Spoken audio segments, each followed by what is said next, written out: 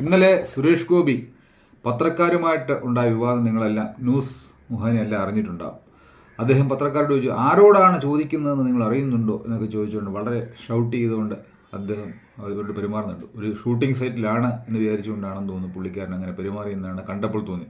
അല്ലെങ്കിൽ ചിലപ്പോൾ BP കയറുമ്പോഴും വയസ്സായൊക്കെ വരുമല്ലേ, BP കയറുമ്പോഴും ഇങ്ങനെയൊക്കെ വരാം. ഇത് ഓർത്തപ്പോൾ എനിക്ക് പണ്ടത്തെ ഒരു സംഭവം ഓർമ്മ വന്നുകൊണ്ടാണ് ഇന്ന് ഈ വീഡിയോ നിങ്ങളുമായിട്ട് ഷെയർ ചെയ്യുക. പണ്ട് കാൻഷീറ എന്ന് പറയുന്നത് നമ്മുടെ മായാവതി 3 തവണ UP മുഖ്യമന്ത്രിയും 3 തവണ ലോക്സഭാംഗവും 1 തവണ UP നിയമസഭാംഗമൊക്കെ ആയിരുന്ന മായാവതിയുടെ നേതാവ് ലീഡർ എന്ന് പറയുന്ന ഒരാളുണ്ട്, കാൻഷീറ ദളിത് പാർട്ടി ആദ്യം ഉണ്ടാക്കി. ആദ്യം BSP എന്നൊന്നുമല്ല അറിയപ്പെട്ടിരുന്നത്. ആ കാൻഷീറ പണ്ട് പത്രക്കാരെ തല്ലിയൊരു സംഭവമുണ്ട്. അദ്ദേഹം പണ്ട് ഇപ്പോൾ ഒരു പത്രസമ്മേളനം നടത്തുകയാണ് UP. അപ്പോൾ പത്രക്കാരെല്ലാം ധാരാളം പത്രക്കാർ വന്നിട്ടുണ്ട്. അദ്ദേഹം അതിനകത്തൊരു പത്രക്കാരെ തല്ലി. അദ്ദേഹത്തോട് ചൊറിഞ്ഞ ചോദ്യം ചോദിച്ചപ്പോഴത്തേക്ക് അദ്ദേഹം ഒരു പത്രക്കാരനെ എണിച്ച് തല്ലി.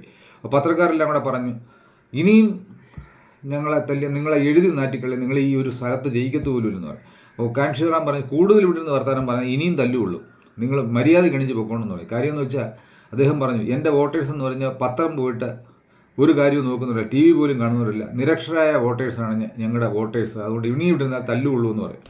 അദ്ദേഹമാണ് മായാവതിയെ കൊണ്ടുവന്നത്.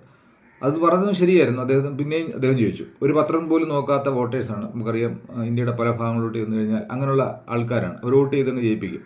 അപ്പോൾ അതുകൊണ്ട് നിങ്ങൾ ഇവിടുന്ന് തല്ല് വാങ്ങുമെന്ന് പത്രക്കാരോട് ധൈര്യമായിട്ട് അദ്ദേഹത്തിന് പറയാൻ പറ്റും. പക്ഷേ സുരേഷ് ഗോപിക്ക് അങ്ങനെ പറയാനൊക്കത്തില്ല. സുരേഷ് ഗോപി കേരളത്തിലെ ലിറ്ററേറ്റായ ആൾക്കാർ തിരഞ്ഞെടുക്കപ്പെട്ട ഒരു ജനപ്രതിനിധിയാണ്. അദ്ദേഹത്തിന് ഒരിക്കലും അങ്ങനെ ഒരു BP കൺട്രോൾ പോയാൽ പോലും അങ്ങനെ പറയാൻ പാടില്ല. പലപ്പോഴും ഞങ്ങൾ നിയമ വൃത്തങ്ങളിലൊക്കെ, നമ്മൾ ഈ കോടതികളിലൊക്കെ പലപ്പോഴും ക്രോസ് എക്സാമിനേഷൻ ചെയ്യുമ്പോഴത്തേക്ക് നമുക്ക് 3-4 തരത്തിലുള്ള ആൾക്കാരാണ് വരുന്നത്. ചിലപ്പോൾ ചില IAS ഉദ്യോഗസ്ഥർ വരും, ചില ആൾക്കാർ ചിലപ്പോൾ കർഷകരായിരിക്കും, ചിലപ്പോൾ ചിലർ ഡോക്ടേഴ്സ് ആയിരിക്കും, ചിലർ വെറും പാവങ്ങളായിട്ടുള്ളവരായിരിക്കും, നിരക്ഷരായിട്ടുള്ള ആൾക്കാർ വരും. ഇവർ ഓരോരുത്തരെയും ക്രോസ് എക്സാമിനേഷൻ ചെയ്യുന്നത് നമുക്ക് വ്യത്യസ്തമായ രീതിയിലാണ്. നമ്മളിപ്പോൾ IASകാരോ ഡോക്ടേഴ്സോ അങ്ങനെ അല്പം വിദ്യാഭ്യാസമുള്ളവർ വന്നു കഴിഞ്ഞാൽ അവരെ ക്രോസ് എക്സാമിൻ ചെയ്യാൻ വേണ്ടി അവരെ പഠിച്ച വക്കീലന്മാരാണെങ്കിൽ അവർക്ക് നല്ല ചില ടാക്ടിക്സുണ്ട്. അവർ നന്നായി ചൂടാക്കും.